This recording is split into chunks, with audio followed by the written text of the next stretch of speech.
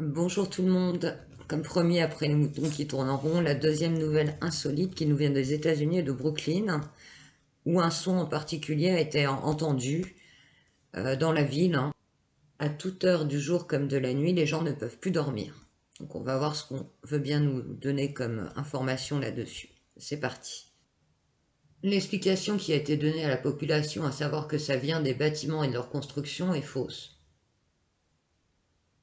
Ça vient d'en haut. Ça provient bien du ciel, comme les gens l'ont constaté à l'oreille. Il s'agit bien d'un bruit cristallin, comme si on passait effectivement un doigt sur un verre. Ce son se diffuse facilement dans l'air. Il s'agit de quelque chose de mauvais. Ce son est volatile. Il est cependant très puissant et perturbant. C'est pas surprenant que les gens n'arrivent plus à dormir. Ce qui a été mis en place est un test, une fois de plus. Et oui, ça vise la population, mais ça vise également tout ce qui est lieu de culte. Donc non seulement ce bruit se diffuse très vite, mais il reste en tête, il est entêtant, il résonne dans les têtes. Il s'agit une fois de plus clairement d'occulte. La présence de ce bruit permet au mal de se diffuser. Ce bruit lui montre le chemin. Un certain projet aux États-Unis auquel on me fait allusion ressemble à ce qui se passe. On va l'appeler le projet Bleu B. Je vous mettrai éventuellement dans la description quelques mots à ce sujet si j'en trouve. Il s'agirait de la préparation de ce projet. Par petites touches, on fait des tests de son d'une certaine manière, comme avant un concert. Ce son est accompagné également d'effets visuels. Dans certains cas, une lumière apparaît ou des lumières apparaissent lors de sa manifestation. Le bon côté des choses, c'est que ça oblige les gens à sortir de leur tête de leur portable, c'est symbolique quand je vous dis ça, et d'enfin regarder le ciel, de se poser des questions, de nouveau, sur le sens de la vie, l'existence, les planètes, comment fonctionne l'univers, etc., etc. Un homme est derrière tout ça.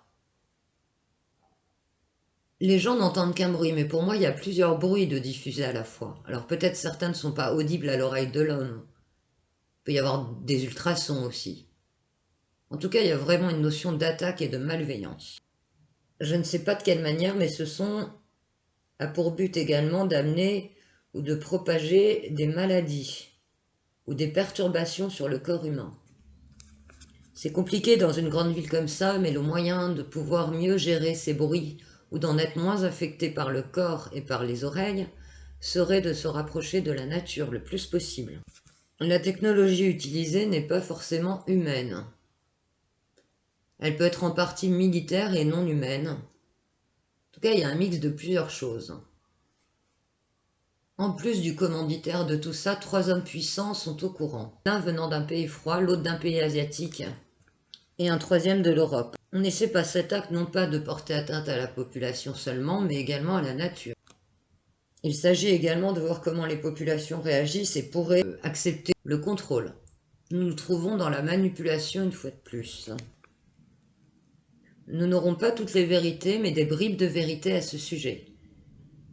Si chacun d'entre nous fait des recherches, en tout cas pour ceux qui le souhaitent, ils arriveront à faire des recoupements avec leurs propres connaissances afin d'en savoir un peu plus sur le phénomène. Je vous remercie d'avoir regardé cette vidéo, à bientôt.